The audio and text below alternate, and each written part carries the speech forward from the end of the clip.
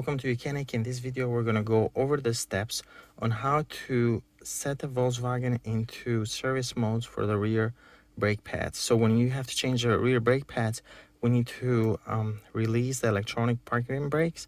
You can manually turn those on. One method people sometimes do is feed power to the motor back there, but that can cause damage to the electric motor back there. So the proper way is to use a diagnostic tool like the Volkswagen, this YOUCANIC scanner that's able to read codes, clean codes on Volkswagen, on any other make, but can also set the parking brakes in service mode. So you're gonna, on home screen, go to maintenance, click on EPB, electronic parking brake, click on W down here and then select Volkswagen.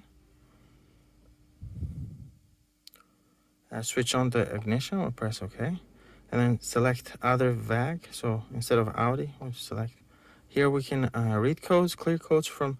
If you've got issues with electronic parking brakes, you can read and clear codes here. But go to special functions.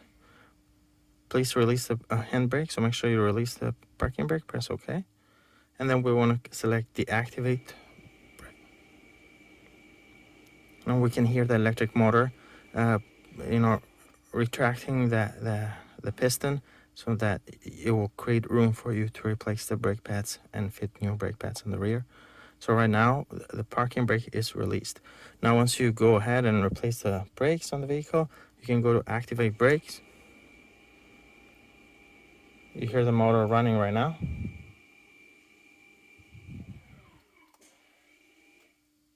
And that's it. It's complete. The motor stopped running. You should get a message here.